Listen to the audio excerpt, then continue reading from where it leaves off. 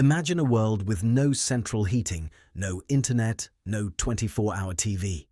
A world where the whole street crowded into one living room to watch a 9-inch screen, where milk arrived in glass bottles before you woke up, where sweets were still on ration 10 years after the war ended, and the loudest thing at night was the ticking of a clock. This wasn't the 1930s. This was Britain in the 1950s, a time so recent that your parents or grandparents lived it, yet so completely gone that it feels almost like another planet. In the next few minutes, I'm going to take you back to 15 ordinary things from that decade that have vanished forever.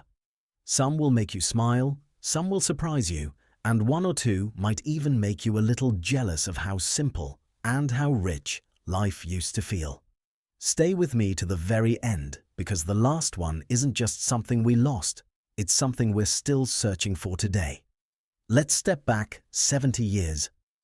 And remember, here are 15 things from that era that are gone forever. A calm, natural narration script in clear, simple British English, perfect for voiceover. Radio, more than entertainment. A companion before television took over, radio ruled the home. It wasn't just news and shows, it was a friend.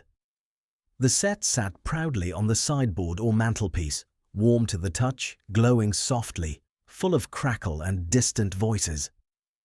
The BBC Home Service brought the day's news in a calm, trustworthy tone. The Archers, that everyday story of country folk, had been a daily ritual since 1951. You told the time by the programmes. Evenings were quiet. The clink of teacups, the crackle of the fire, the family gathered not to talk, but to listen. Dad might lower his newspaper when something important came on. Mum kept knitting, her needles clicking along with the music. The children were hushed during the shipping forecast, even though no one really knew what German bite meant. And when the national anthem played at close-down, plenty of people stood up, not because they had to, but because it felt right. Warmth you made yourself. There was no central heating. Warmth was something you created, not something that just arrived. Every morning began with the same ritual: scrunched up newspaper, neatly laid kindling, a shovelful of coal on top. One match, and along with the flames came that familiar smell: ash, dust, and comfort all mixed together. The kids would rush downstairs, then stop dead, teeth chattering, feet freezing on the cold lino until the first wave of heat rose up. Coal buckets were lugged in from the shed, leaving black smudges on your hands. The fire wasn't just heat, it was the heart of the house. Washing dried above it. Bread toasted on a long fork held over the flames. If smoke poured into the room, you flapped a newspaper in front of the grate until the fire settled down. Ashes went into a galvanized bucket, tipped out in the yard, sometimes scattered on icy paths in winter. Every fire took effort, skill, and coal that got dearer every year. Rationing. The war's long shadow. The war ended in 1945, but rationing hung around like a shadow, shaping every meal and every kitchen decision. Meat, cheese, butter, and sugar were still on the coupons well into the 1950s. Meat rationing only ended in 1954, almost 10 years after victory. Every family had their precious ration book, guarded like a second identity. Shopkeepers and butchers knew everyone by sight and sometimes turned a blind eye if a child needed extra milk. Mothers became magicians, stretching stews with oatmeal, making puddings from powdered egg, frying thin slices of ham as if they were steak. Sweets stayed on ration until 1953. With a coupon and a few coins clutched in your hand, you queued for 1 bar or a twist of boiled sweets in waxed paper. It wasn't just shortage, it was ingenuity, gratitude, and making do. Milk on the doorstep. There was something magical about waking up to 2 glass bottles standing neatly by the door, condensation on the sides, foil caps firmly in place. The milkman had already been, rattling along his round in the dark. In winter, if it was cold enough, the cream froze and pushed the cap up into a perfect icy spike. Kids raced to bring the bottles in before the birds pecked through the foil. The clink of glass, the whistle of the milk float, the crunch of boots on gravel, all part of the morning soundtrack. That milk went into tea, porridge, puddings, sauces, or was simply whisked with sugar into something that almost passed for cream. No plastic, no preservatives, just fresh, local, honest milk. Forgetting to rinse and put the empties out brought a quiet pang of guilt no one ever admitted. Playtime. Freedom without rules. Before mobile phones, the school bell meant freedom. 1950s playgrounds weren't neat or safe. They were cracked concrete and perfect. Children ran until they dropped, grazed knees and carried on. Conkers were soaked in vinegar and baked rock hard. Skipping ropes whipped the ground like drums. Chalk meant for blackboards drew hopscotch grids on the tarmac. They played classics, marbles, those glass treasures clacking together. No timetables, no helmets, no high-vis jackets. Just children, jackets dumped in a pile, imagination running wild. When the bell went for dinner, they charged in, praying the pudding hadn't drowned in pink custard. Sunday. A sacred day. Sunday wasn't just another day. It was special, ordered, fragrant. By midday, the whole house smelled of roast meat, sizzling onions, cabbage bubbling away, potatoes peeled by hand, carrots chopped on a wooden board. Yorkshire puddings rose proudly or sank. There was no in-between. Even if the week had been thin, tinned ham, toast, Sunday was different. Best shirts came out, good crockery, proper napkins. Gravy was simmered slowly, thick and rich. Conversation was quiet, not strained. Full stomachs and warm rooms made everyone content. If you were lucky, there might be jam roly-poly or spotted dick. If not, there was always tea. Tea fixed everything. Prefabs. Little homes full of hope. After the war, the government built thousands of small miracles. Prefabs. Simple, quick to put up, but brimming with hope.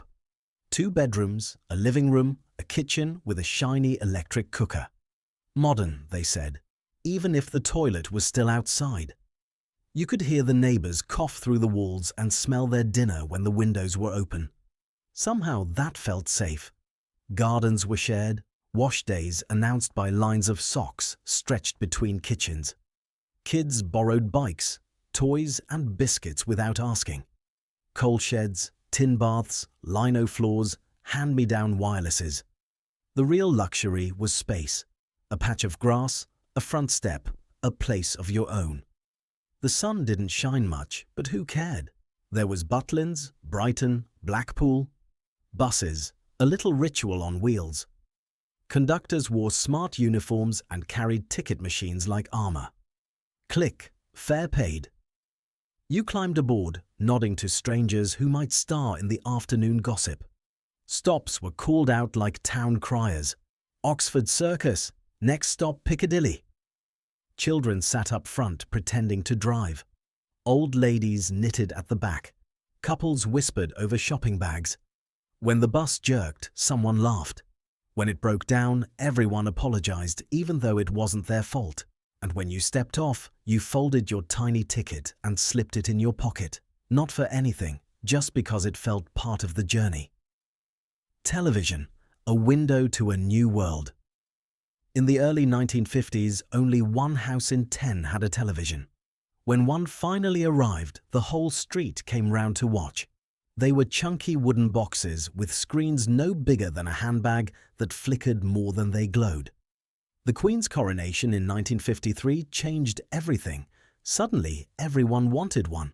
Aerials were coaxed into life with bent coat hangers. Families sat inches away, watching history unfold in ghostly black and white. There were no morning programs. Broadcasting started in the afternoon and finished before midnight. If you stayed up, you watched the test cards slowly fade, then stood for the national anthem. Not because anyone told you to, but because it felt right. Silence. The sound of peace. The 1950s had a silence all of their own. Not just absence of noise, but a stillness in which you could almost hear your own thoughts settle. When the fire burned low and the last lamp went out, the world didn't fill with hums and glows. It waited. No fridges droning, no screens shining, no cars hissing past on wet roads, just the tick of the clock, the occasional creak of cooling pipes, and the familiar groan of old stairs. Children lay under heavy wool blankets, listening to nothing in particular. Sometimes a cat yowled outside or the wind moaned in the chimney. In that quiet, everything fell into place. Thoughts, house, day. It wasn't loneliness, it was wholeness. A country that had lived through war, rationing and rebuilding finally went to sleep. That silence was the sound of peace itself. School, discipline and dust. The smell hit you very first. Floor polish, chalk dust, damp wool. 1950s schools ran on discipline and dust. Desks with lift-up lids hid inkwells, blotched blotting paper, chewed pencils. You wrote with ink that stained your cuffs. Mistakes were crossed out, not rubbed out. The cane hung behind the door, its presence heavier than its use. You stood when spoken to. You chanted times tables, took dictation, learned the capitals of the empire.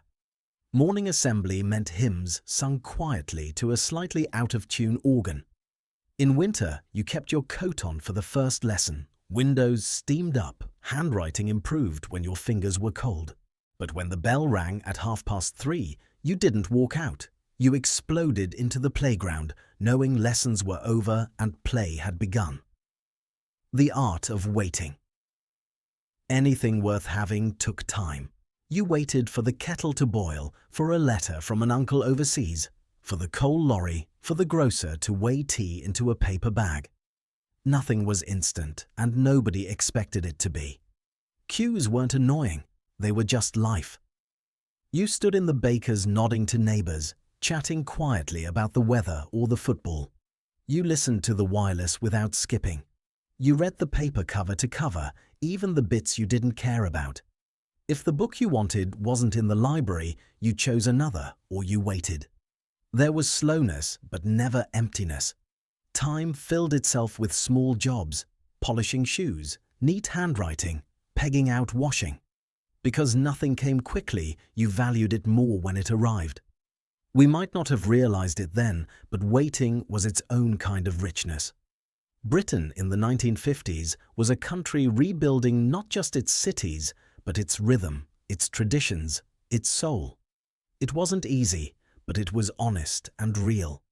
Warmth came from coal, comfort from a cup of tea, joy from tiny quiet things, a bag of sweets, a postcard from Skegness, the smell of Sunday gravy. Pride lived in a neatly ironed shirt, in queuing without complaint, in doing things the long way because there wasn't any other way. We didn't rush, we didn't scroll, we waited, we noticed, we remembered. What's your clearest memory of those days? Share it in the comments below.